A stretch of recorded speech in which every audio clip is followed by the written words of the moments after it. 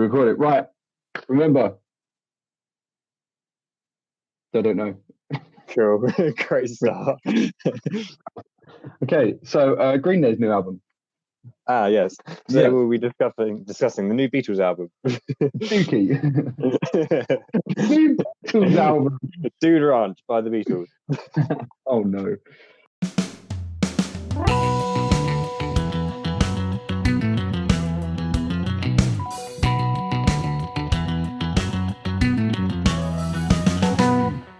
Welcome back, everyone, to the next episode of the Sights and Sounds podcast with me, Cameron, and me, Sam. We've had a bit of a break because I'm going to university and I've had assessments. Cameron has just returned from a very important space mission, so he's been away. That too. So we've had a bit of a break just because I've been very busy and a lot of technical issues with the last episode as well. So hopefully we should be smooth running from now on, and even more hopeful than that, we should be able to get some live podcast recordings very soon. Yes, fingers crossed. If we don't have any Oasis-style breakups in the near future. They're always pending. Ever since we've been in the band together, we've been hanging on by a thread. Yeah, by a minuscule thread. Yeah, it'll take one disagreement and this whole thing goes to pot. Absolutely.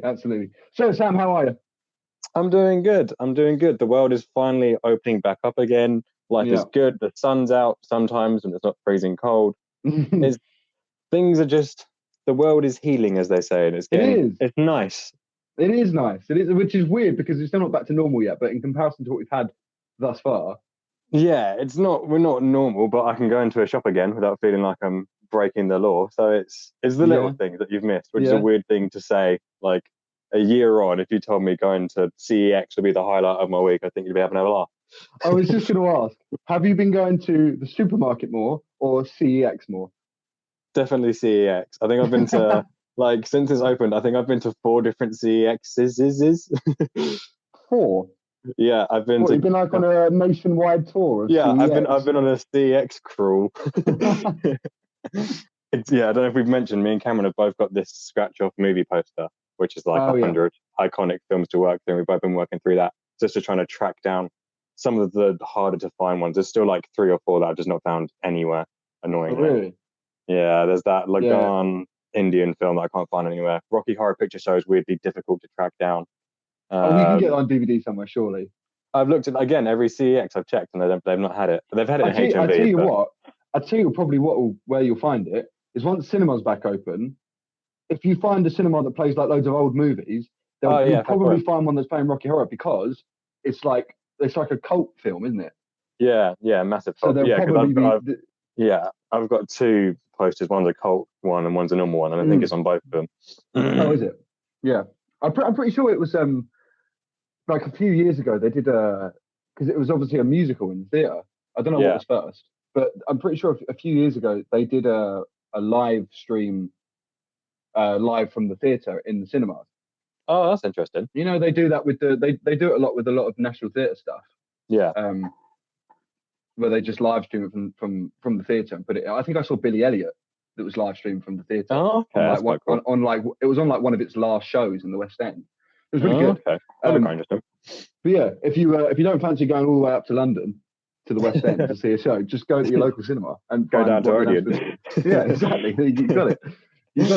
But yeah, no, I agree. I think the world is slowly but surely coming back to normal, and it is nice to see. It's good. Yeah. Fingers crossed it can happen. Yeah, hopefully. Yeah. But more exciting times ahead is we're getting new album after new album. Yeah. And today's podcast episode, ladies and gentlemen, is a discussion on the new Royal Blood album, Typhoons. Now, I am incredibly excited, so excited about this album, so excited to talk to you about it, because it came out so we're recording this on Sunday, and it's come out Friday before. Yeah. And me and Sam have not discussed at all. The only thing I know is that you showed that you were listening to it on Instagram, and so did I. Yeah, we both did the same thing. I know that you've listened to it, and that's all I know, which is very strange because we seldom do we go this long without talking about a new album, particularly Royal Blood? Yeah, I think this is definitely an important album for us because I'd say Royal Blood's one of the kind of big foundations of our friendship, I guess, or just me and you, because I'm fairly certain that was the first gig we went to together was Royal Blood. Am I wrong? Oh, Sam, this is a good few years ago. I'm fairly certain it was. No, 3 years ago, something like that. I know it was my first year. Hang on, I got the ticket over there. What's the year on it? 2017, 4 years ago. 2017. Jesus Christ. Oh my! Was that the first gig we went to together? It must be because we hadn't planned to go together. We just were going to the same gig and we met up in the queue. I took my dad for a Yeah, you went with your dad, and I brought my friend Ben, who we lost immediately after the show started. Immediately. Yeah. And my mate Chris came as well. That was good. That was a good gig. That was brilliant. That was a good gig. Whenever we've jammed, Royal Blood is the go-to because for those who don't know, they're a two-piece, so it's always quite easy to I was going to mention that later on. But yeah, no, I agree. I think it is important to mention to our listeners that Royal Blood are they hold a very special place in our hearts. And as friends, we've seen them. We went to see them live together. We jammed their songs a lot together. Yeah. And I would say it's the kind of biggest crossover in our music taste in which we both equally love. Yeah, 100%. You like your more sort of heavy metal-y stuff, and I like the sort of more not softer stuff, but like not so much in there. But this Royal Blood is kind of slap bang in the middle of both our music tastes. Yes, very much so. So initial thoughts. What are you saying? I love it. It's like I've been waiting for this album for what feels like, I'd say it feels like 5 years. It has been pretty much 5 years since that second album came out. The second album was 2017, so about 4 years. 2017. Yeah, 4 years. And it did not disappoint. It's Royal Blood through and through, but it's also very new sounding as well. It's different. See, I was when I only listened to it yesterday. And I was thinking, my kind of initial thought was similar to our discussion on the Foo Fighters record, Medicine at Midnight. It's a departure, but it's not a massive departure. You can still tell that it's Royal Blood. Do you know what I mean? Yeah, it's a logical progression rather than a complete reimagining. And one of the notes that I've made is, as you've just said, is it is a departure, but they suit it. It's not a departure that's like, whoa. I'll keep bringing back to this, but like Arctic Monkeys' Tranquility Base. Love it as I do, and I know you love it as well. That's not Arctic Monkeys. No, very different sound. Whereas this, it does still sound like Royal Blood, but with new twists and turns to their traditional sound. Should we do a bit of background to Royal Blood for people that might not know? Because I still don't know how big they are. I can't quite gauge how well they're known. I'll put it this way. Second album, they sold out 2 nights at the Alexandra Palace. Yeah. Then they played the main support slot at Reading Festival in 2019. And now for the tour that they're doing next year for this album, they're doing London O2. Yeah, so they're definitely getting bigger. But then I feel like there's a lot of people who still don't really know who they are. Like they're not huge. They're not like Arctic Monkeys level. I would disagree. Obviously, no, they're not like Arctic Monkeys level because Arctic Monkeys are massive. But I would say that they are slowly on that. They're on that journey. They're getting there, yeah. Because I'm going to disagree in that I don't know many people that haven't heard the name Royal Blood. I guess so, yeah. But why do you say that? Why do you think that? I think it's just or at least I think definitely in the UK they're quite well known. But then I don't know what their reach is abroad. I don't know how big they are. I think they, especially around second album time, they started getting bigger because there's touring with Queens and Foos and all that kind of stuff. Of course, yeah. But I still don't know if they've properly broken America, as so to say. Haven't Arctic Monkeys not quite broken America yet? They only broke America on AM. That was the album of theirs that broke America. Up until that point, they weren't really huge over there. I didn't know that. Yeah. I think, but they're getting there though. And so then, like we mentioned earlier, they're a 2-piece. They're from Brighton. Very interesting setup of you just got a bass player and a drummer. And that's always fun to tell people when they're listening to it, like, that's just a bass. And you're like, yes, that is just a bass guitar. And it's like, I remember loads of people. I remember this time, it was around the time of the second album. I was at a party. Remember parties? Imagine. I know, right? And so they played Royal Blood. at this house party. I was like, whoa, whoa. Very and excited. Someone comes up to me, and obviously at this point we're album 2, ladies and gentlemen. Yeah. I'm an avid fan of Royal Blood. Okay, I'm pretty sure by this point I'd seen them already. Yeah. And someone comes up to me, he goes, Cameron, you'll never guess what. And I'm like, what? And he goes, did you know that this is just a bass guitar? I was like, dude. Well, dude, I never. dude, I was like, really? No way. Do tell me more. You do tell, as if I didn't know that. My man, come on. But yeah, no, I think that they're one of the most unique bands to come out of the 2010s. 100%. And I think that they will stand the test of time. I think they are just incredible. Like I can't stress enough how amazing I think they am. And I think what's cool is they get a lot of appreciation from from more sort of classical musicians. So my flatmate, Jonathan, he is a classically trained musician. He's a orchestral percussionist, right?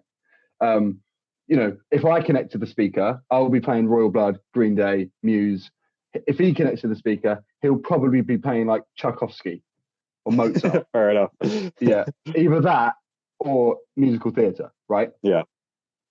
But when I put on Royal Blood, he loves it. Oh, okay. He absolutely loves it.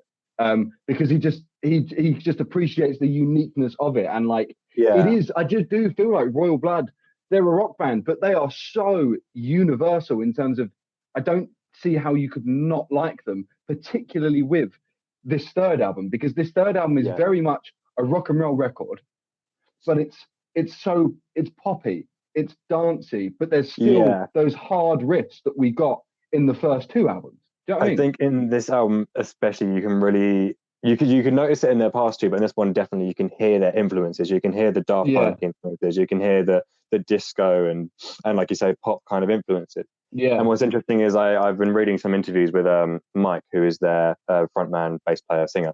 And he's kind of said like they initially wanted to like shy away from that because that you get that not reputation, but there's that kind of stigma about it, specifically in rock, of you can't have your songs be too light-hearted or too catchy and all of this, because then it doesn't become rock and it's too poppy, blah, blah, blah. And he kind of said they wanted to sort of like, they just gave up with that. They said, what is the point of limiting yourself if you don't have to? Like, why not make a few catchy songs if it fits your style and it progresses you? Definitely. And I think it pays off. I'm all for it. I am all for. I've always said, I think I said it in the Foo Fighters podcast as well. Like, I'm all for it when bands switch up their style. And one question that someone asked me is, do I think that they switched it up too early? Because obviously this is only album 3. Yeah. And if we think of, saying it again, if we think of, actually, let's switch it up slightly. If we think of Green Day, they switched up their sound American Idiot. Yeah. Do you know what I mean? And it's like, well, maybe that's not the best example to use. I will use Arctic Monkeys. What album was Tranquility Base? Like album 6 or 7? Oh god, off the top of my head. Oh, I should know, seeing as they're like my favorite band. Disappointed. Yeah, disappointed. 6. Is that right? What would you say? Favorite Worst Nightmare, Humbug, Suck It and See, AM, Tranquility Base. Yeah, 6. Yeah. So they switched it up on number 6. And well, they kind of changed their sound album to album. Like, what do people say in Humbug don't sound the same? Yeah, no, you're right, but it wasn't kind of like a huge departure. Yeah. Okay. Yeah.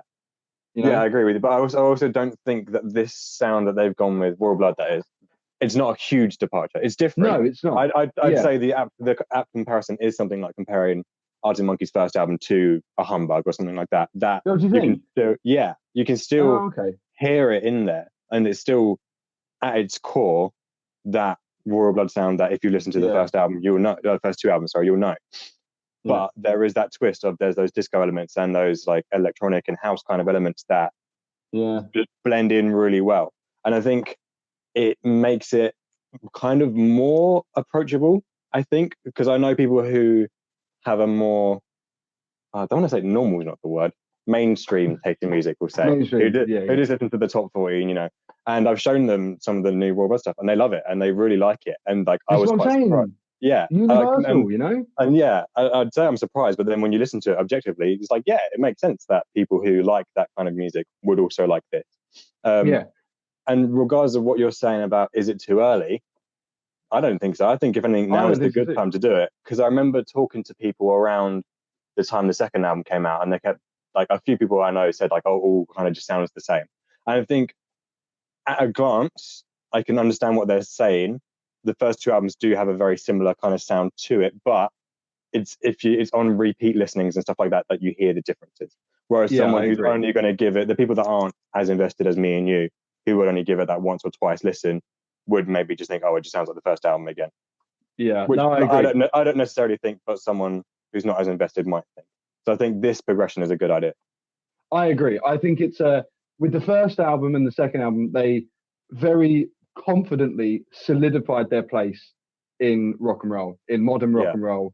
Oh, well, not just modern rock and roll, in rock and roll since the dawn of rock and roll, right? Yeah. I think that in years to come, Royal Blood will be one of the bands to remember in terms of, how rock and roll progressed. Yes, definitely. Especially when you look at the fact they're getting like support from Dave Grohl and Josh Homme and stuff, like they have made a place. That's it, right? So and I think that they did that with the first two albums. So yeah, absolutely. Album 3, you need to show what more you've got, because I agree in the sense that it got to album 2 and it's like, oh, okay, right, they're still going with that, which I don't think it was overkill by album 2, because it was only album 2. I think it was perfect to do that, to go, because they took what they did with the first album, they kept it the same, but they did slightly start to sort of go in a different direction. They didn't just do a carbon copy. So I think that was absolutely perfect. And then it comes to the third album, sorry, I was kind of thinking, right, realistically, as much as I love the first two albums, how long can they do that for?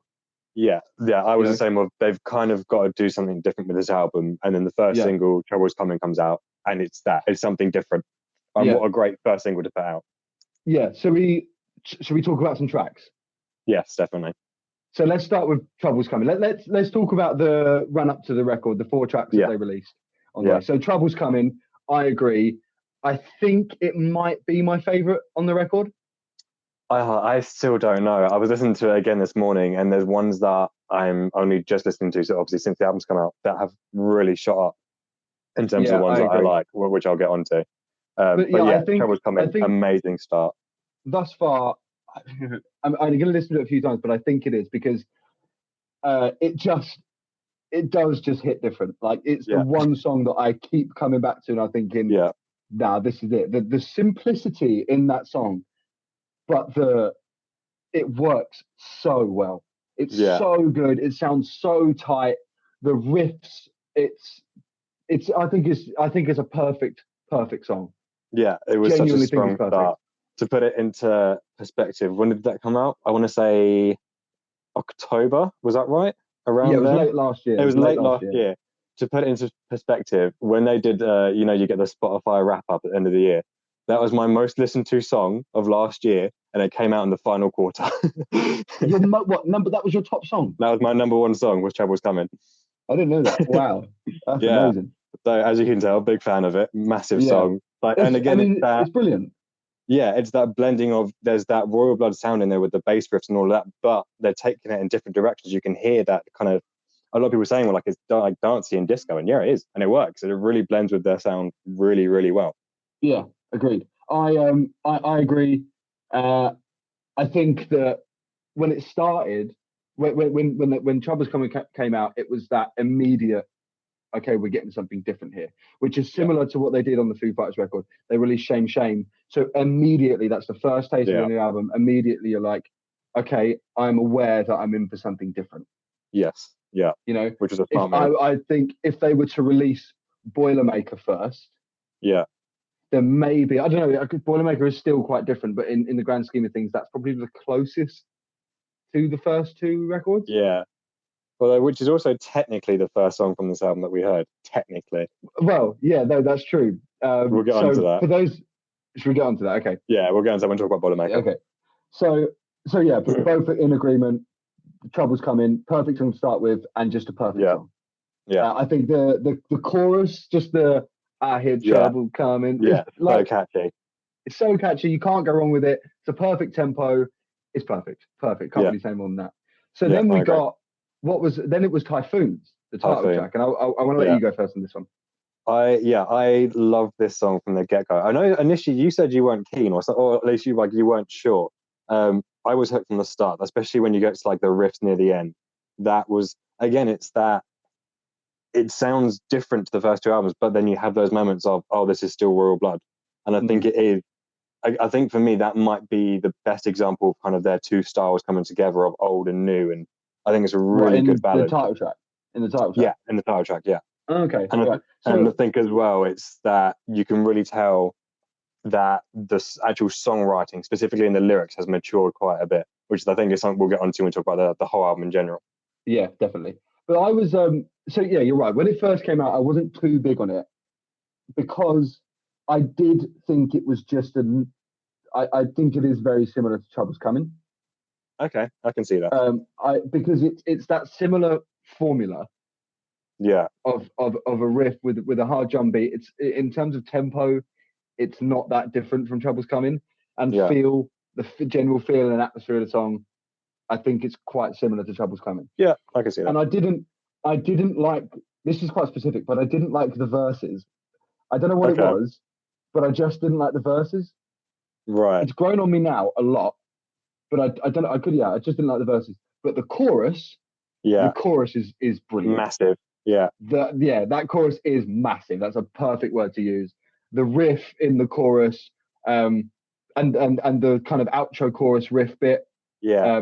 That's really unique. That's really cool. But yeah, Typhoons for me isn't a standout track on the album. Okay, fair enough. Even still. But that said, it's still great fun. I can't wait to hear it live, especially that chorus. Yeah. That chorus is going to sound huge. Massive, live, you know? Yeah. This whole album is one that's definitely best played loud. Agreed. Yeah. So then we get to, was it Limbo next? Yeah, Limbo was next. I really like Limbo. I do like Limbo, and I did like it when I first listened to it, but I don't know if this kind of puts it into more perspective. My feelings on Limbo haven't changed the more I've listened to it. Okay.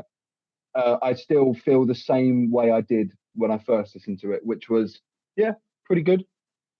Okay. It's no Trouble's Coming. I think the verses and the drums in the verse, that goes hard. And I think the thing that I love the most about Limbo is the drumming. Because similar what I was saying about Trouble's Coming and Typhoons being quite similar, I think the drums are very similar. Yeah. That's the kind of main thing. It's that simple groove and that simple formula on the drums. Whereas when it comes to Limbo, that really heavy, dirty verse, with the bit on the toms in the verse, that is good. Yeah. But the kind of rest of the song, I was like, yeah, it's good. I don't not like it at all. Okay. Not at all. I do really like it. I think it's great. Don't know, just at the moment, it's not. It hasn't. Well, I don't know. It has stood out to me, but it hasn't. Yeah, I think for me, it was the one that I first listened to and thought, this is very different for Royal Blood. Like, it doesn't really sound like anything they've put out before. There, again, you can hear the Royal Blood in it, but then I think, especially towards the end, that's where you really start hearing their influences. That outro is so unbelievably Daft Punk, it hurts. Agreed. Now, I do, this might be unpopular opinion, I do think the outro drags a little bit. Oh, do you think? I love the outro. I think the outro is great. It is good, like, it's great, but it is just the same thing. It does just keep going. It's like, I think it works, but I think that is very, like, a lot of Daft Punk is that, where it's the repetition. Oh, okay. So I don't listen to much Daft Punk, so. Oh, I went through a big Daft Punk phase when I was, like, in secondary school, so. I think my little brother has.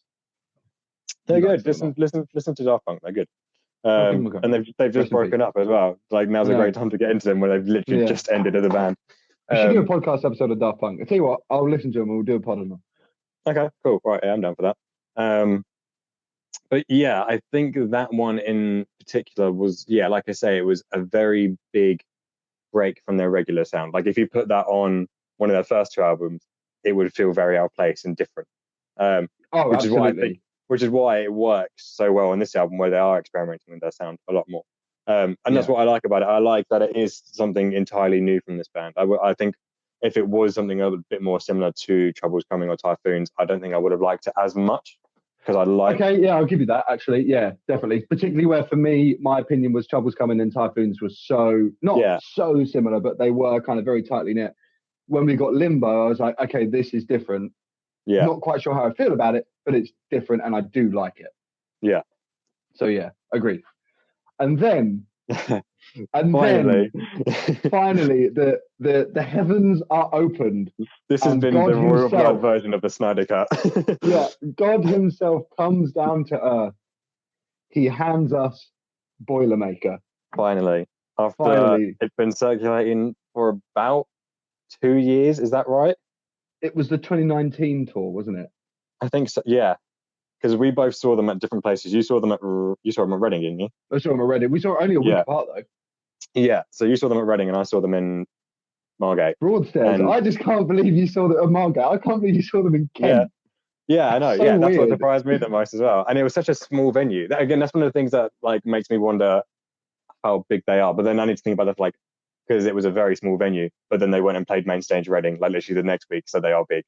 Well, this is something that I'd like to bring up is I think if you're talking about stage sizes, they could easily do the O2, either or, but equally they could do Scala. Yeah. Oh yeah. Imagine them at Scala. Yeah, that'd be amazing. That'd be brilliant. But yeah, so we both saw them in the same week, and again, it had been circulated before because I knew the lyrics when they played it, but they've been playing Boilermaker. Well. They've been playing Boilermaker on that tour, which was a weird one because I thought the album was going to come out then. Obviously, I think COVID probably interfered because they had the new logo and all the new kind of aesthetic, and they releasing new merch. They had a new logo and new merch for that tour, which is not the same stuff for the album. No, now. It's not. So I don't know if there was an initial plan to get the album out around that time, and then it changed. Maybe there was. But yeah, so they've been playing Boilermaker over this tour, and then videos of it leaked online. And it's a massive tune. It's such a good song. Massive. I highly recommend everyone goes. If you're not going to listen to the album, you're wrong. Yeah. But go and listen to Boilermaker. Yeah, I can't think of a song that sounds so like just amazing on record as it does live, if not better live. Hearing that in quite a small venue was incredible. What was the venue like? It genuinely wasn't like, I'd say it was about the same size as our school hall. Like it was genuinely like about that kind of size. But rather than it being long, it was like wide instead. So like, yeah. And yeah, it was tiny. Excuse my voice crack there. Yeah, it was like a proper small venue. So yeah, hearing their massive sound at a venue like that, where you're literally like 10 people away from them, was amazing. Mad. But yeah, Boiler. So I saw them at Reading, which was the week after you.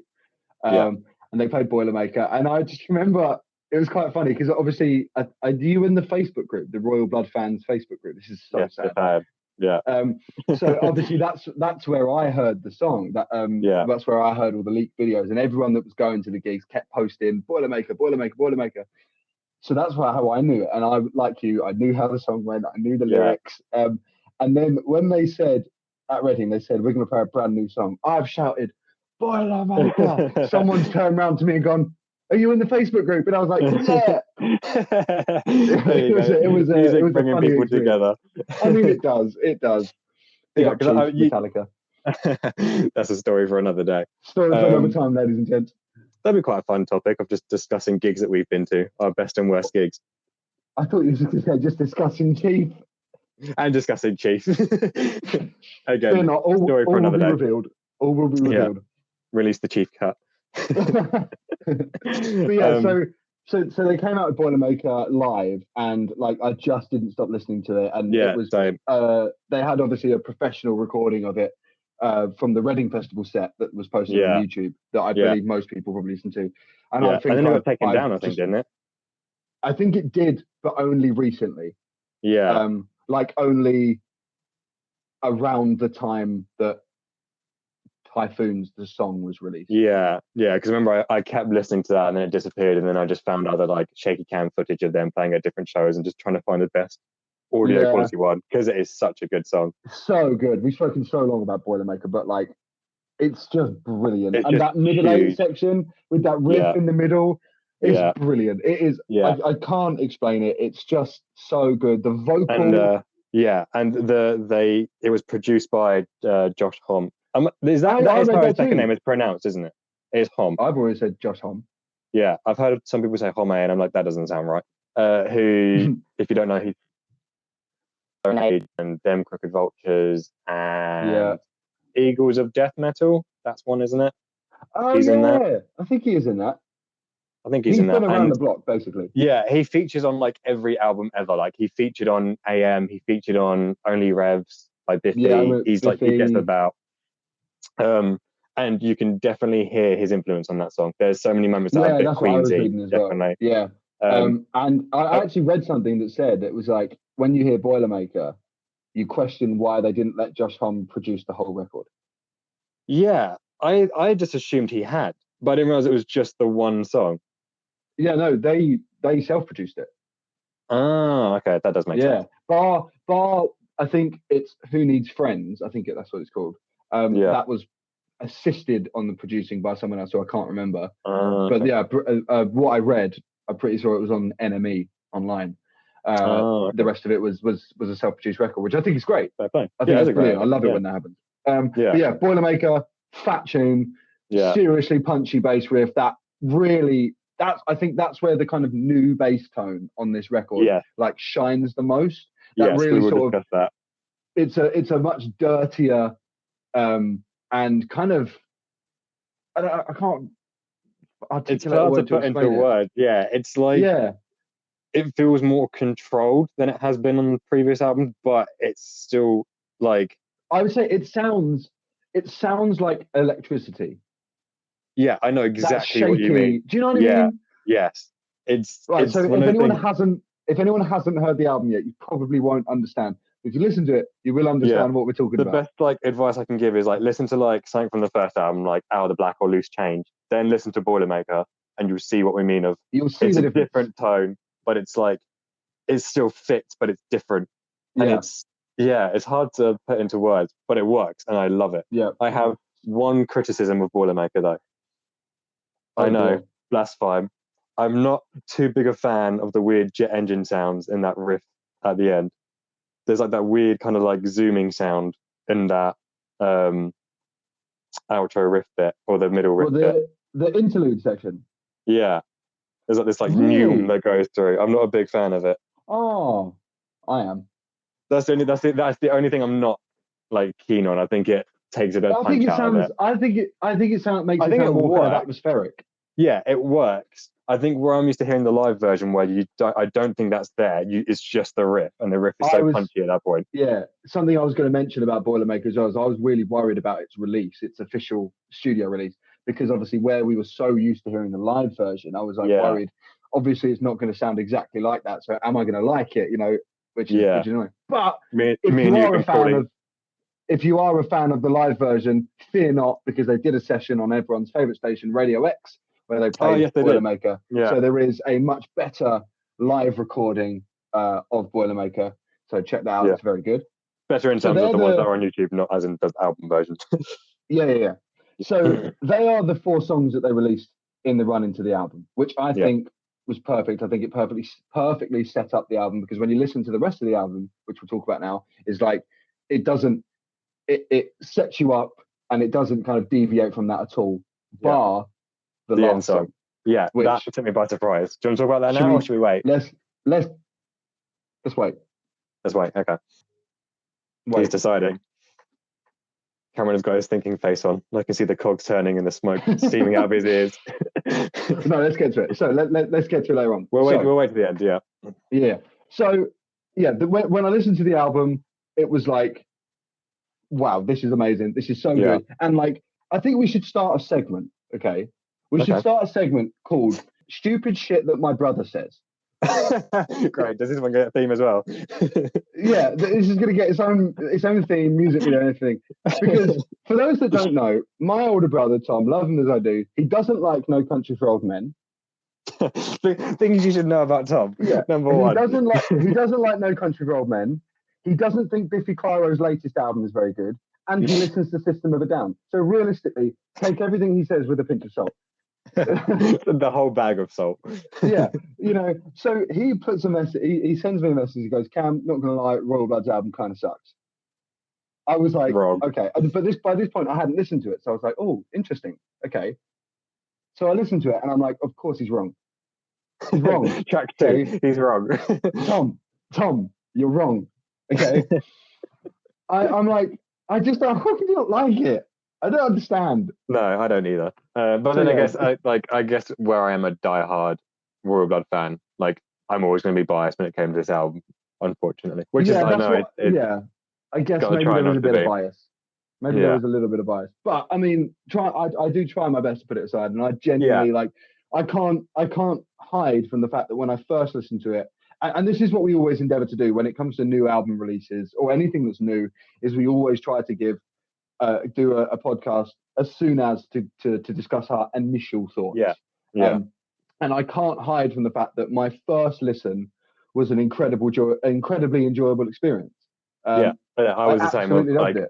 I listened to it because I am a strong working adult, and I listened to it on the way to work, and I was so disappointed that my walk to work was only like 20 minutes, and that's because I slowed down and I didn't get to listen to the whole thing. So I was very excited to get my break and finish it off. But again, that's a good tell of the album. I was so excited to listen to the rest of it because there have been albums by bands that I have loved that I've disliked, like that most recent Green Day one. I used to love Green Day, and I did not care for that album.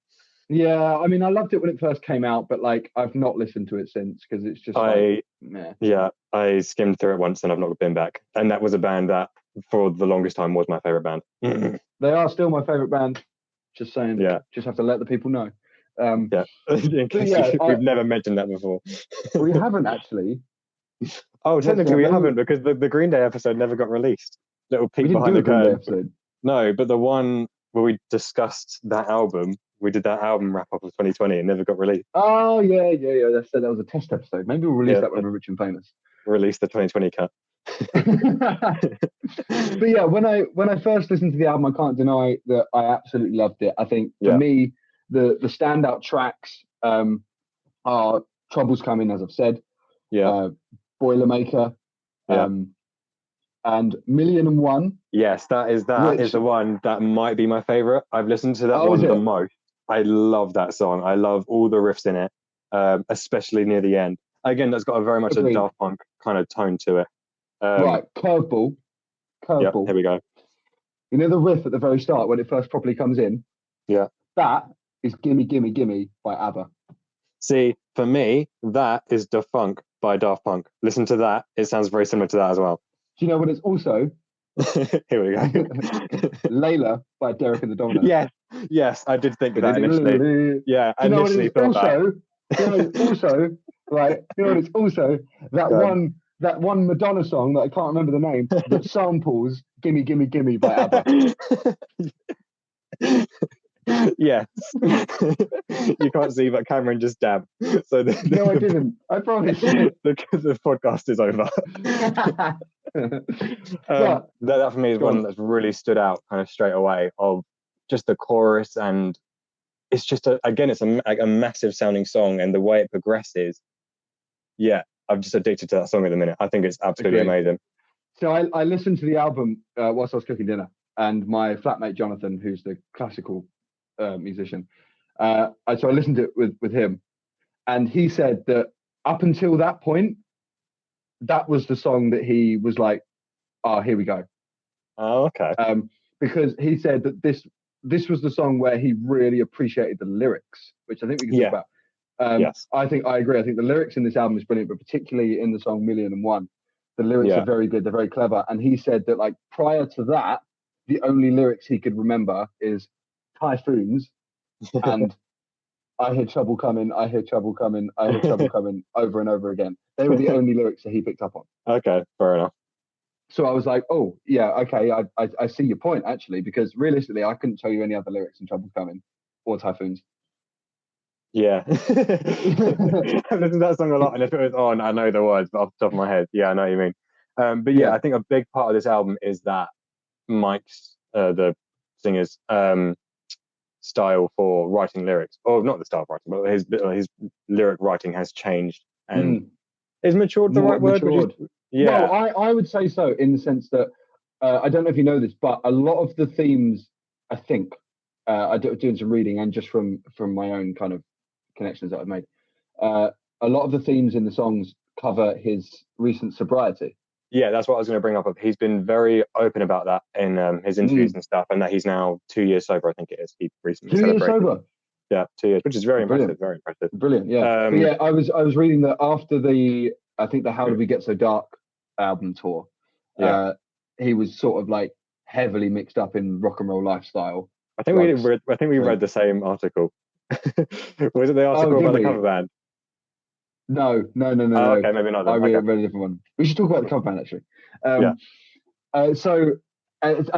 If you read a lot of the lyrics in this album, a lot of it do cover that. Yeah. But what I think is great is it's not all just like sad ballad songs. No, it's not. It's like he's hidden it. He's gone, I was feeling really bad, but I'm going to put it over a funky beat. in a major key. In a major key. It's like if you were to put Black Parade in a major key. Yeah. You know what I mean? It's brilliant. So yeah, I agree. I think the lyric writing is great. Yeah. So yeah, Million and One. One that stands out on Limbo as well is the lyrics in that very reflective of those darker moments that he's been talking about. Apparently, I did some brief reading on this. I didn't have much time, but apparently Limbo is about the hangover the next morning. Yeah. And him thinking like, damn, how did I survive? Yeah. Which I think that's pretty dark stuff. That's pretty deep stuff, you know? But then like, if you don't listen to it too deeply, it doesn't sound that dark of a song. And kind of. It's not like you say, it's not like the Black Parade or something like that. Well, that would not be a good example because that gets quite cheerful sounding. Yeah, I guess so. Was like a really depressing Sound of Silence. It's a happy song. We love it. I think we should cover that in the major key, see what happens. I'm down. I am down. But so yeah, we've got Million and One, and then we've got, and I am addicted to this one at the moment. Hold On. Yes, I really like Hold On as well. The penultimate track. But before we talk about Hold On, we need to discuss the track before it. Yeah. Mad Visions. Okay. Yeah. So first of all, Mad Visions, mad tune. See what I did there. But the transition from Mad Visions into Hold On is dirty. Yeah, that was one that I was listening to whilst I was doing other stuff, and I didn't notice it had changed songs. Same. And I was like, this is a really, really long song, and then I checked. I was like, oh, it's 2 songs. That's why. I was like, that is amazing, seamless, incredible, and I thought, whoa, that was just unnecessarily filthy. Unnecessary. That is the highest appraisal you can get from me and you. If we say something's unnecessary, it's great. yeah. You know, just a few sort of lingo you need to get used to. But we talk like idiots. Yeah. Right. So then my next standout track is All We Have Is Now, the final track on the album. Yeah, that's one we definitely need to discuss. So I was not expecting it in the slightest. Yeah, the John Lennon-esque, beautiful piano ballad. And it was just like, I wasn't expecting it, but I think I was, because I think somebody told me that there's a piano ballad in this album. I didn't know that going in. Well, that wasn't me. I didn't know that going in. Maybe it wasn't you then. Never mind. But somebody told me that there was a piano ballad in this album. So I remember hearing that there was a song that Mike wasn't sure whether or not to put on it, and Ben, the drummer, wanted to make sure that it was on the album, and they didn't say which song that was. And then I think it turns out it was that song, because it probably was, because, and I think it's so perfectly placed because it's the last song on the album, and it's just such a breath of fresh air. And I'm literally just echoing this review that I read online, but it is such a breath of fresh air at the end of the album, and it's so beautiful. It's such a good song, and the chords, and I think I find that when bands do that, when they have, if they've got a rock band, we use this formula. They got loads of heavy rock songs, riffs, big drums, and then the one of the tracks they really strip it back and do an acoustic song or a piano song. Yeah. A lot of the time, you're just sucked into that feeling of, oh my god, this is amazing, purely because it's so different. But if you strip it back, it's actually a very simple, 4-chord piano song. But this song is genuinely a really good piano ballad. If you were to put this song, in my opinion, on an album of piano ballads, it would still stand out. Yeah, I agree. You know what I mean? That's the thing that he doesn't get enough credit for, is that he is a very good pianist. He's a very good musician. Because I think initially that's what he started out doing in that first band that he was in. He was a keeper. Yeah, okay, I have got that right. I wasn't sure if I confused him with someone else. And then there was none of that on the first album, and then you got Hole in Your Heart had a bit on the second album. Yeah. And was there another song that did, or was it just that one?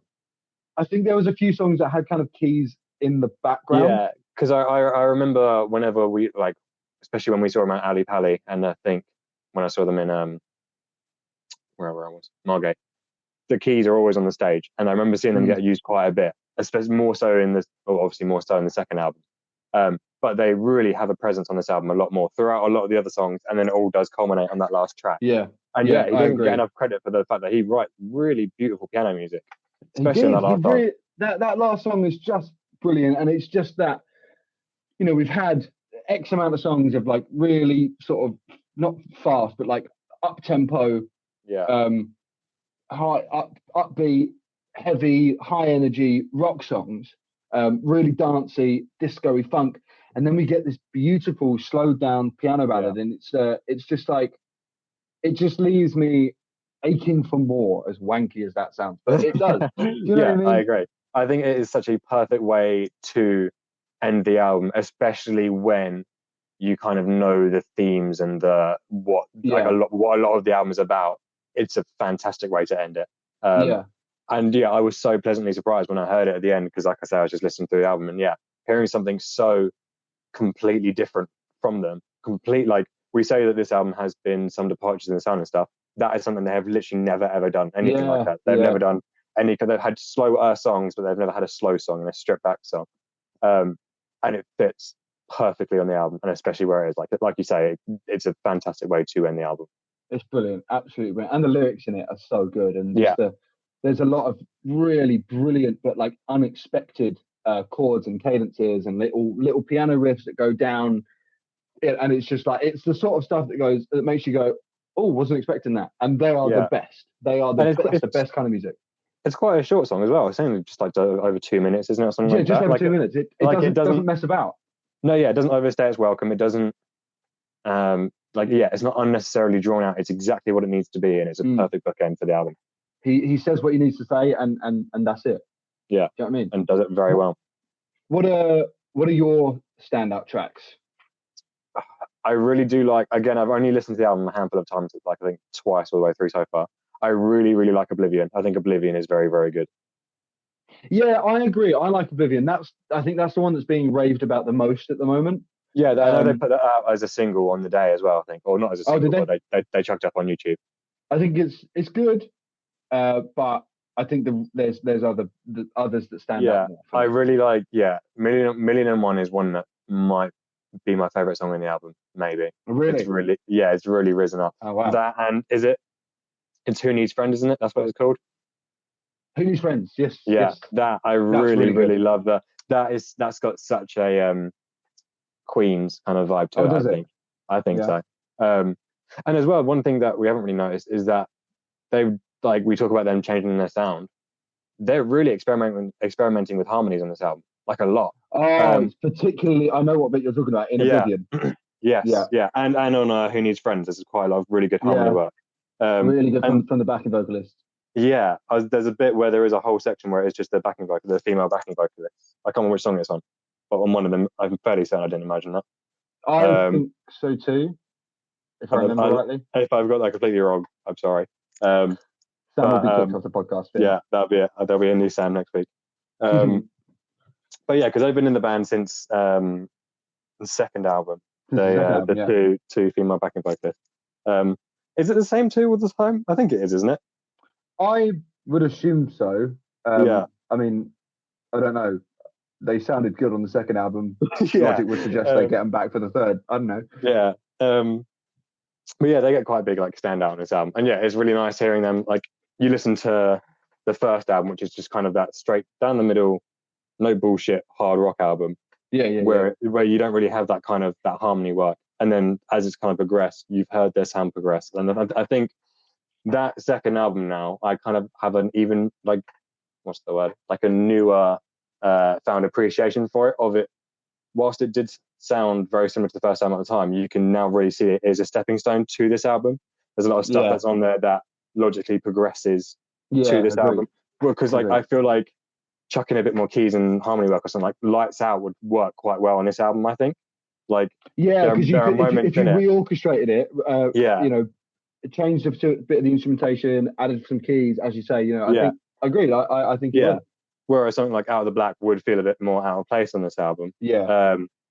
It's like that second album is, like I say, whilst I know a lot of people said it sounds samey, in retrospect, it is that kind of stepping stone to this newer sound. I'll tell you what, now you mention it, this is a fun game. I think would also fit on the third album. Go on. Loose Change. Okay, I think you could do that. Again, in a kind of boilermaker kind of style. Yeah, that slow groove, add some keys on it, add some core effects. I think that'd fit really well. Yeah, actually. Holding Your Heart would definitely work as well. Yeah, I think so too. Okay, so before we sort of go onto a wrap up, I do want to discuss I don't want to say negatives, but cons to the album. That I think, just because I think it's good to give a balanced review, a balanced opinion. So, I think my kind of I've got two main points that not that I don't like. I don't think these are necessarily bad things, but just things to consider that I would have liked if it were different. Yeah, I don't know what that means. Never mind. Cons to the album. Yeah, cons. That was a whole lot of waffle. And edit point. So, first one is they're not so much a two-piece anymore, are they? No, they're not, which isn't a bad thing. I think why limit yourself if you don't have to? But also, I agree. Agree. Why limit yourself if you don't have to? But I think with their first album, particularly the first album, and then also the second album, they're kind of niche. They well established themselves as being this really unique two-piece, where it was that whole incredibly surprising thing of it's just a bassist, it's just a drummer. You can't have that party trick anymore. Do you know what I mean? Yeah. There is one song in particular where there's definitely a lead line and a bass line playing at the same time, and they're different. And I can't remember which song it is. Okay. But like I was listening to it, and it sounded kind of Queensy, and I was thinking, how are they going to do this live without another person, like playing guitar or bass?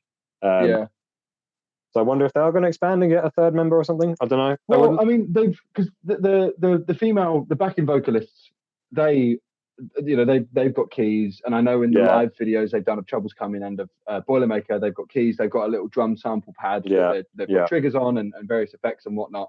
So like, I think they can do it, they can manage. I'm not worried about that. But the reason why I say it is twofold.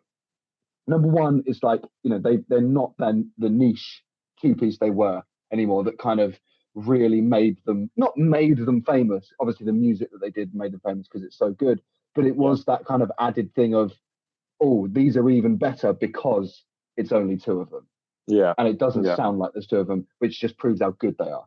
So there's that kind of thing, we've been following them since they started, and it's like, it's always been that amazing thing of they're unique because there's two of them, which is not so much the case on this album, which is a little bit, I agree. I don't think it's a bad thing. It's just that thing of, it's not what we initially loved about them. Yeah, it's changed, so we hate it. So stop. Stop making music. You've changed from what I like. No, I know what you mean. But the second reason is, now this is kind of a selfish thing, it's for people like us, Sam. Now, for those who don't know, me and Sam have a little mess about side project band where we essentially just play any song that we can get away with playing, just the two of us, with me on the drums and Sam on the guitar or the bass, plugged into a shitload of pedals, or the saxophone, or the harpsichord. What are you going to do? With Sam plugged into a shitload of pedals, and me just on the drums and singing. And we basically, like I say, we just play any song that we can get away with, majority of which are Royal Blood and the White Stripes. And we've done a few sort of Royal Blood-esque style covers of pop songs, which have been fun. So the reason why I say this is because we couldn't really get away with doing much on the third album. No, I was thinking that, where there are so many more layers to it. It is a more it's difficult because it's not it's hard to criticize for saying they've made a more technically impressive album, because it is more. It's Royal Blood. I don't like you because I can't play it anymore. Your album's bad because I can't just play it with my mate anymore. But yeah, it's a weird one because it is I think this, and I know that this was very much the case when Trouble's Coming came out. Oh, this might be an album that I've not really, which is weird. I've not seen many reviews from the fans, but it might like divide diehard fans. Yeah, I think it did when Trouble's Coming out. When Trouble's Coming came out, it definitely did. Yeah. Which I was really shocked at because I don't think Trouble's Coming is a huge departure. No, I don't either. Which is what surprised me. I remember seeing a lot of people be like, "Oh, they're not the same anymore." I'm like, well, they are. Yeah, like, it's not a massive departure. Yeah, you know? I think it's not like they're doing jazz now. Imagine that they came out to a prog jazz album, a Royal Blood jazz album. That'd be brilliant. I'd support it. Songs like Limbo, where it is very different, I understand why the diehard fans might not like it as much. So I am very curious to see how this goes down with fans. For the most part, I think I've seen quite positive reception to it. But I think, like you say, the more diehard who are used to that kind of first two album sound and the EPs that came around, that initial dirty rock, hard hitting riffs, like bass drum only kind of thing. Yeah, they might not be as keen with this direction of that. It has gone in, and this isn't. This gets thrown around so much as a negative, but I don't think it is. Of that, they have gone in a slightly popular direction.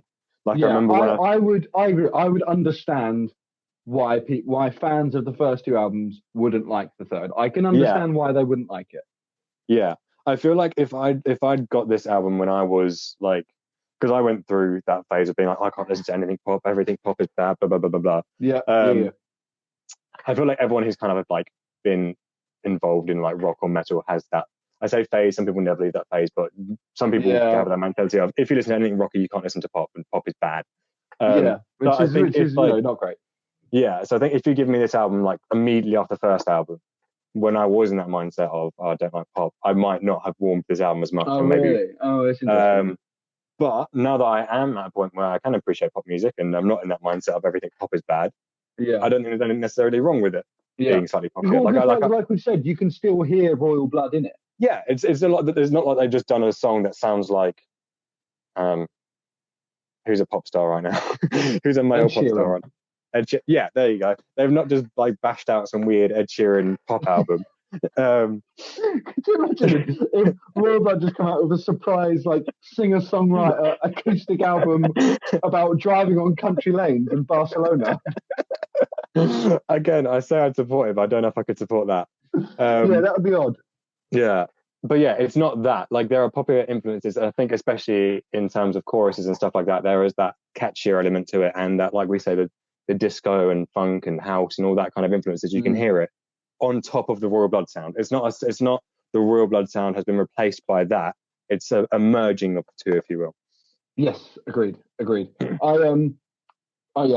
And my second negative con, which again isn't so much a bad thing because it works, is I think that Ben Thatcher is slightly underused in this album. I agree. I was going to mention that. There's a lot of specifically, there's a lot of him kind of doing the same, just kind of beats throughout the main song. Yeah. Like you listen to something like on the first album, like Out of the Black, where he's just going ape shit at the end. You're like, wow, this guy is incredible. Yeah. And he doesn't really get that moment on this album.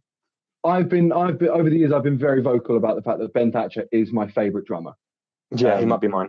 He's my favorite drummer. I think his specificity in his drums, his tightness, his clean playing, and just how he plays perfectly. He doesn't overplay. He does what he needs to do, and then he carries on. You know.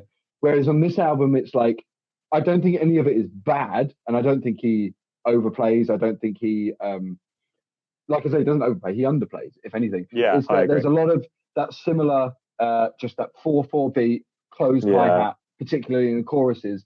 If you think of Typhoons and Trouble's Coming, one of the reasons, as I mentioned before, why I think it's so similar is because I think the drums are essentially the same. It's the same drum recording. You've got the chorus is that closed hi-hat, very hard hit 4/4 beat with just one on the bass drum, you know, and that's kind of repeated throughout. Yeah. And I'm pretty sure what I noticed is the first time that you hear a continued open hi-hat 4/4 beat, the first time you hear that in the album is on Who Needs Friends, which is track 4 4. I think it's 4. 3. Yeah, I think it's somewhere around then. It is. Yeah, because Typhoons is 3.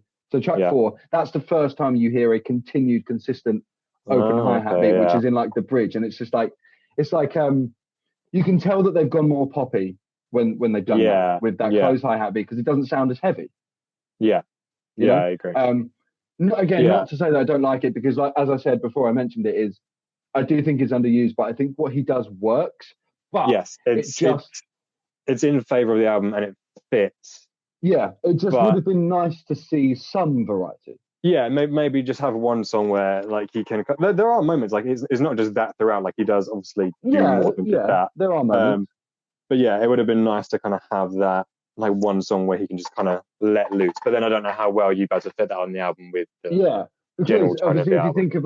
If you think of like it's still AC/DC, right? They've done the same drum beat since 1970. They have never needed to record a drum part for 50 years. Yeah, probably not. I'm sure they've got a good handful of their songs that are at the exact same tempo. Oh, 100%. You could literally just copy and paste over a drum beat. If not, it's just a 4/4 beat, and they can just like change the tempo on it. Yeah, exactly. You know, technology's moved a long way. We can do everything now on Logic. Right? Yeah.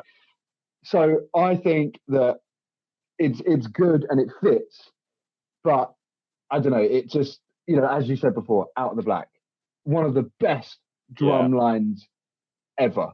Okay. Yeah, I think that's one of the things of whenever a band does kind of change their style, that does seem to always happen. Of like, there's always going to be one member who doesn't get as much chance to shine. Like again, something's got to give. Yeah, like again, we mention it all the time, but like it makes sense. Of Tranquility Base, like the other person who is like maybe my favorite drummer is Matt Helders from Arctic Monkeys. Like you listen to those first 2 albums, or your first 5 albums. Absolutely. And then on Tranquility Base, he hasn't really got much to do. Like he's similar with this. Of his kind of, I don't like using the word samey, but on Tranquility Base, the drumming is very simple and straightforward. But again, it works, and I think on Tranquility Base, it doesn't need to be anything else. No. Whereas on this one, I don't know. I don't want to say this. I don't want to say this because obviously it's not my album, it's their album, and I'm no expert. But like, maybe there was room to do a bit more on the drums. Yeah, maybe. I was thinking that. Yeah. But then you do still get songs like Limbo, where the drums in that verse. That's Ben Thatcher. That's the Ben Thatcher that I love. Yes. I agree. Moving on from that point is one of my positive points that I made is the specificity, again, that I love from the band, particularly from Ben Thatcher on drums. It is still there. There is still that very specific kind of on this bar, make sure it's played like this, rather than just general kind of beats, you know, a general stuff. It's very specific, which I love. And that's something I love across all music is specificity. Yeah. I have one question for the album. Shoot. What happened to King? I know exactly what happened to King. There we go. Right? So again, for people that don't know, when we mentioned that they were touring and they were doing Boilermaker before the album or the single was ever released, they were playing another song called King, which I wasn't that big on when I first heard it, and then I heard it live.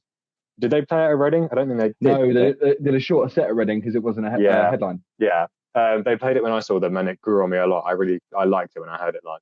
But then, it's not on the album. I know exactly what happened to it. Okay. It's on the American Deluxe version. Oh, for God's sake. Yeah. But this is what happened, right? So they wrote King. Yeah. They played it on that tour, same with Boilermaker. But then they realized I was literally reading this 5 minutes before we started this recording. That's handy then.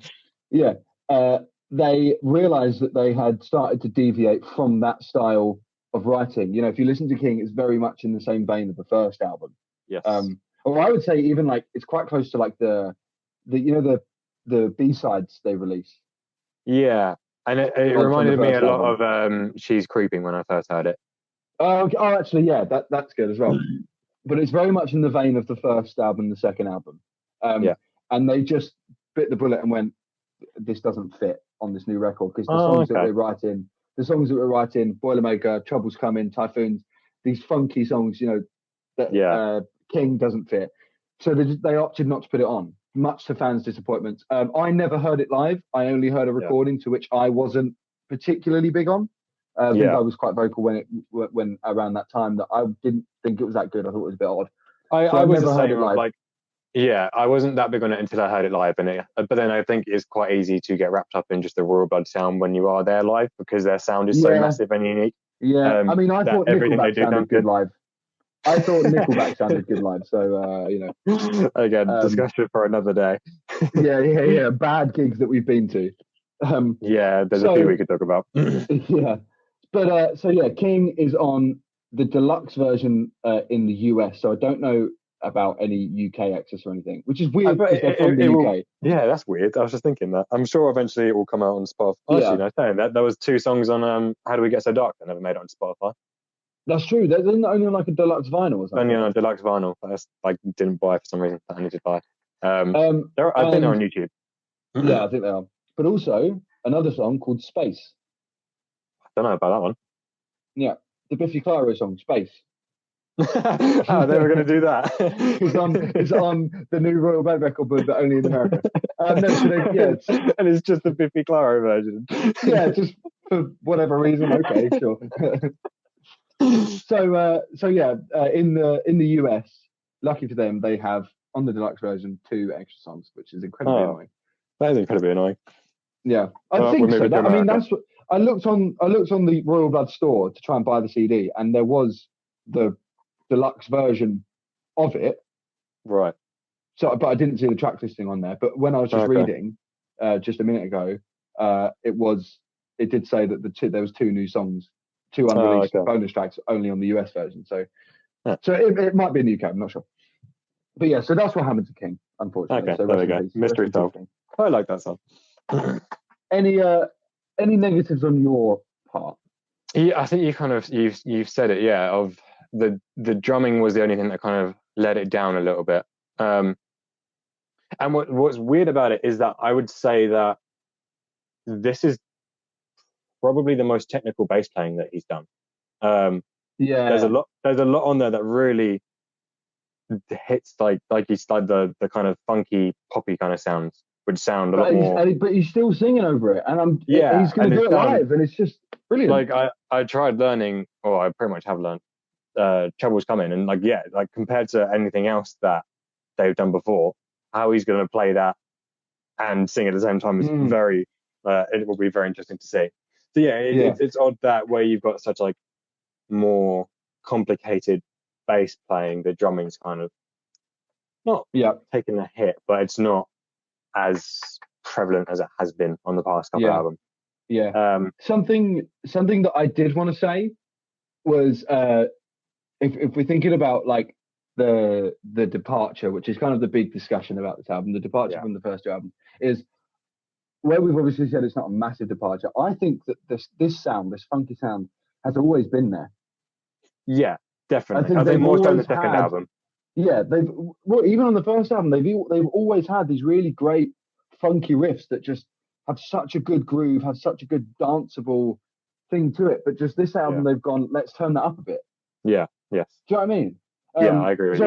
I think it's always been there. I just think on this album they've gone, let's just make it stand out a bit more, which I can't praise enough. You know?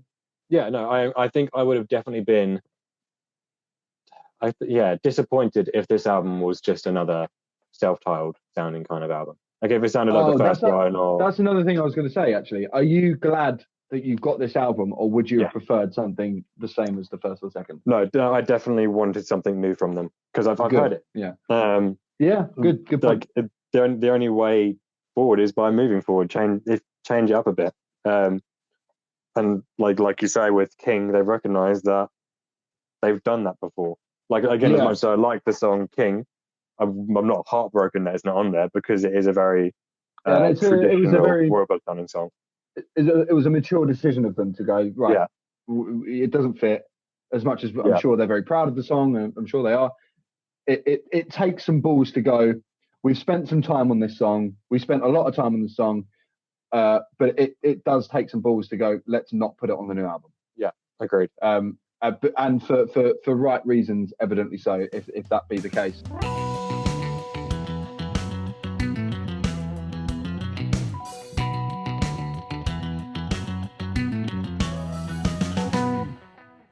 Some other notes that I've made. I think the production sound of it is really good. Oh yeah, the mix. It sounds incredible. Like I say, if you're going to listen to this album, listen to it loud, 100%. Yeah, listen to it loud. Listen to it on some good Sony XM3 headphones. This podcast was brought to you by Sony. It's not. It's not. We don't want to get sued by Sony. Yeah. Starts and Tales podcast gets cancelled and sued. Yeah, destroyed by Sony, then bought by Disney. I bet you we will get bought by Disney. Disney's buying everything. I'm pretty sure next week Disney's buying my house. This is what I'm saying. We either get bought by Disney. We get cancelled by Sony. Okay, these are options. We get bought by Disney, or we get bought by Graham Norton. Not BBC, Graham Norton. Specifically, or we get cancelled. Yeah, or we just get flat out cancelled. Yeah, but it's going to stop the Sights and Sounds podcast. It's trending on Twitter. They must be stopped. Stop. A force to be reckoned with. Take away their laptop. No, please. I've also said great use of backing vocals, which we touched on before. Yeah, I'm glad really they're doing stands more out on this album. Yeah, because it sounds really good. Yeah. Also, this is something that I've read about a lot as well. Is it's so beautifully melodic. Yes. You know, the melodies on this album are brilliant. Some of the best. And we said before, I was going to mention Josh Homme produced Boilermaker, which I think is quite interesting. And once you know that, you can hear it on the song. So the rest is self-produced. And I got a few reviews from various magazines and websites and stuff. So NME give it 4 out of 5 stars. Kerrang! What do you reckon Kerrang give it? What is it? Stars or out of 10? Out of 5. Out of 5. Stars out of 5. 4? 4 out of 5. Okay. Cue Alex Turner. Metacritic, which I believe it didn't say what it was out of, but I think it's out of 100. Give it 77. Yeah, I'd imagine it's out of 100. Yeah, it's not going to be out of like 200, is it? Out of 77 out of 4. That's a really good review, or really bad. Yeah, or and then we've got Evening Standard, which is a newspaper, I think. I don't know. Give again 4 out of 5. So thus far, even with the 77, it's on that sort of reign of not perfect, but very good, very enjoyable. Yeah. But then DIY Magazine, I believe it's called, gave it 3 stars out of 5. Oh. And basically what they were saying was like, it was good, but there's nothing to really grip onto.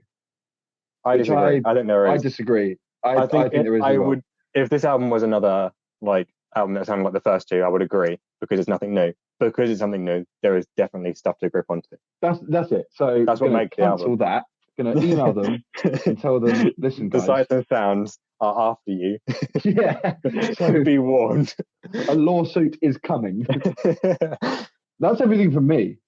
Yeah. So my question to you is, where does this sit in your ranking of the Royal Blood album? Oh, right. Okay. This is a tough question because we've only had 3. Yeah. This is so difficult. Because I'll be honest, I can never place which of the first 2 I prefer. It's literally down to which one I've listened to more recently. That's it. That's exactly the same with me. Because my favourite Royal Blood song will always be How Did We Get So Dark? Mine's always going to be Out of the Black, I think. Come on. That song gets me pumped. That's so good. But it's a very difficult question. It's a tricky one. I would say out of the first 2,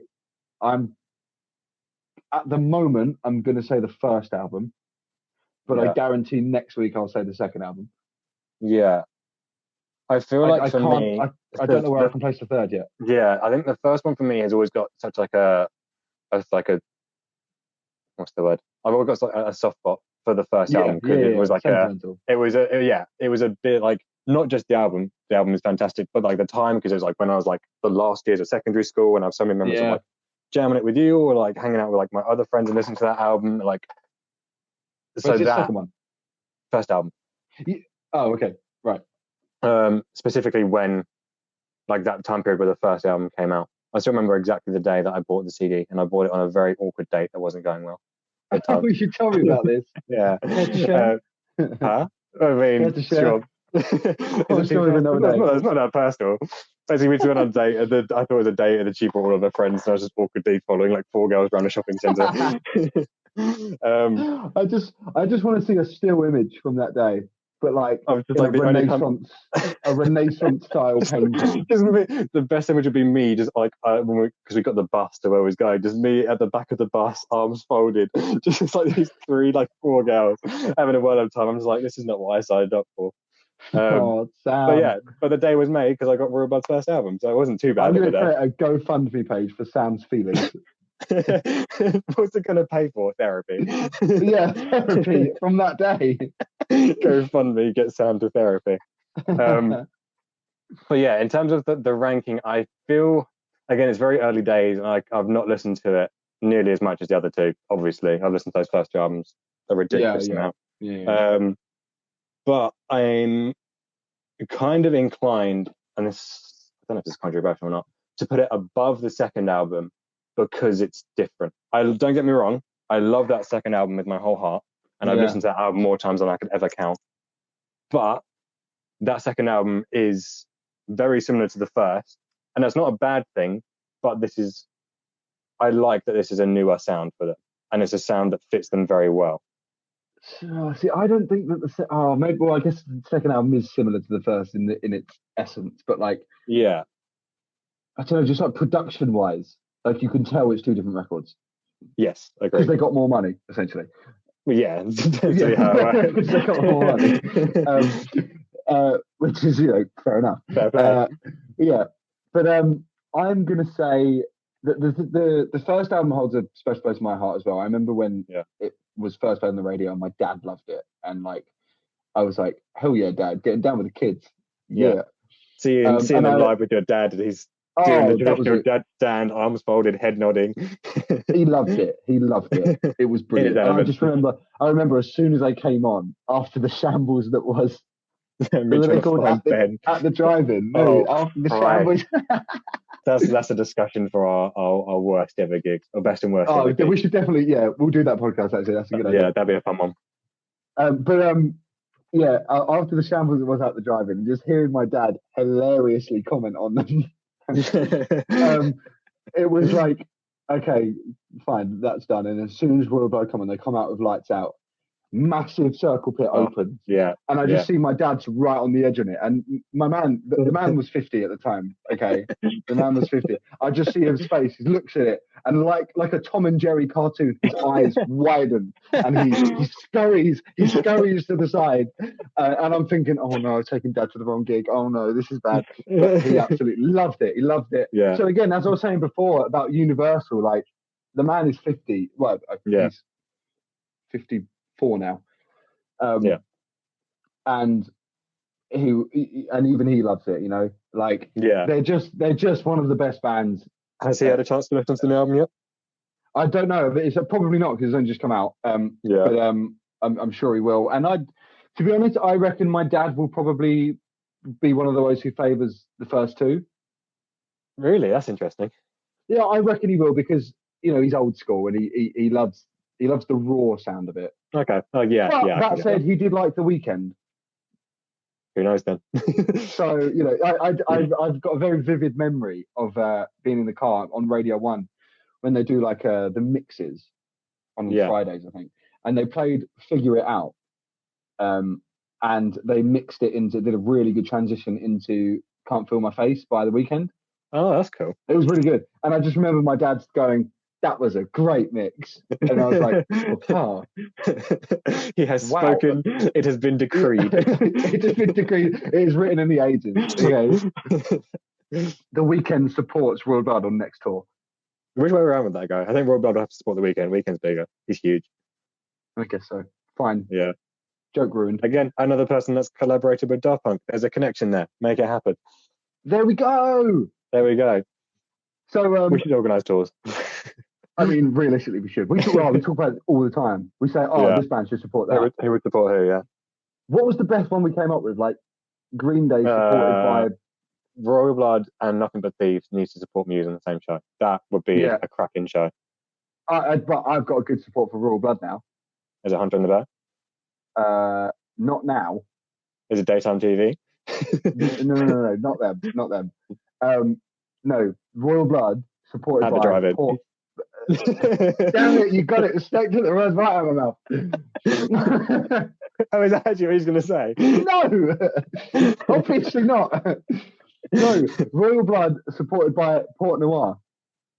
Oh, yes. That would be perfect, right? Yeah.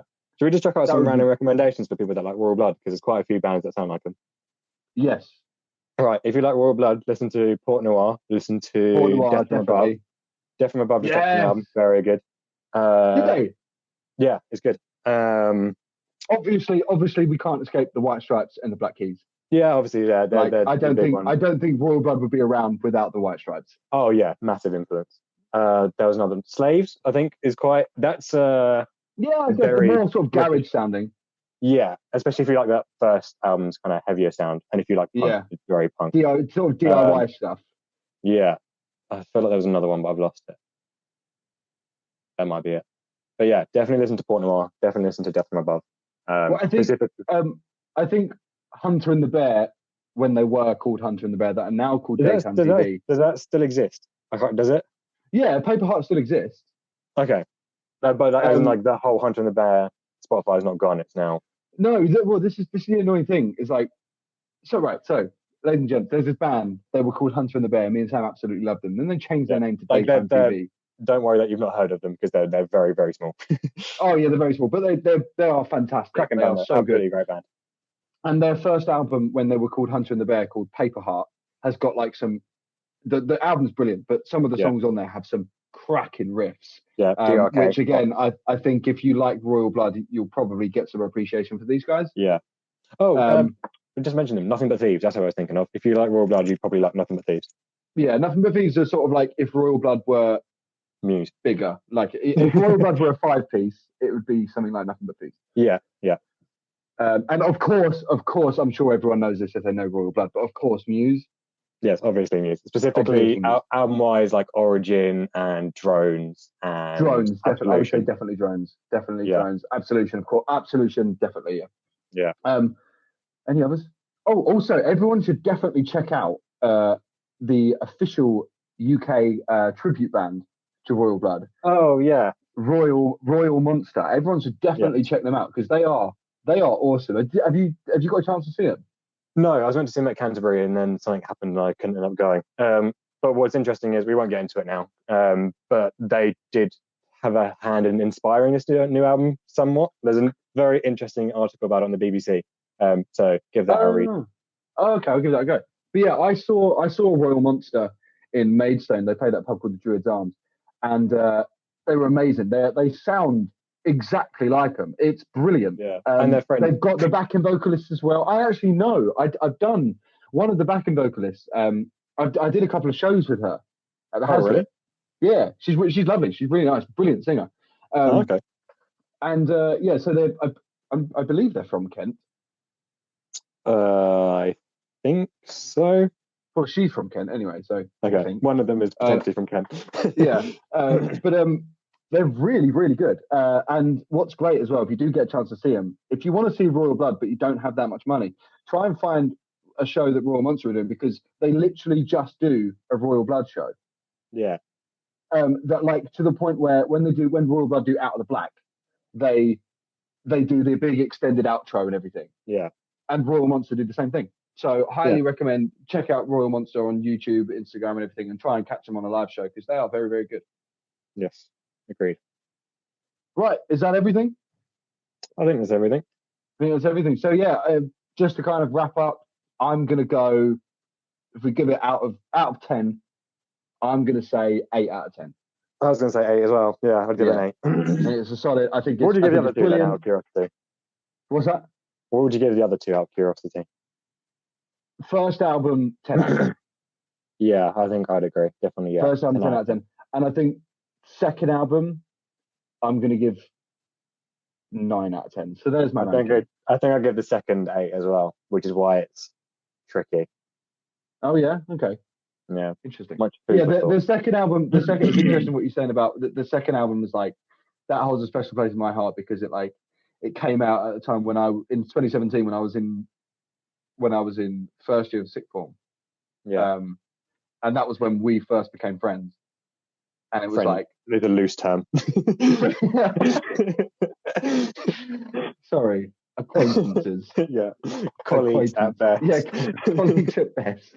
But yeah, and Royal Blood have been like a big part of our musical lives. We've been playing them together. Especially in terms of like whenever and I think you're the same, whenever I've written music, I definitely hear their influence in the stuff that I write.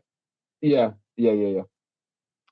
It's all great stuff. But yeah, so for me, I'm going to go with, at the moment, Typhoons, I'm going to give like a solid 8 out of 10, pushing 9. Yeah, I think I'm inclined to agree. And let's give it a few more listens.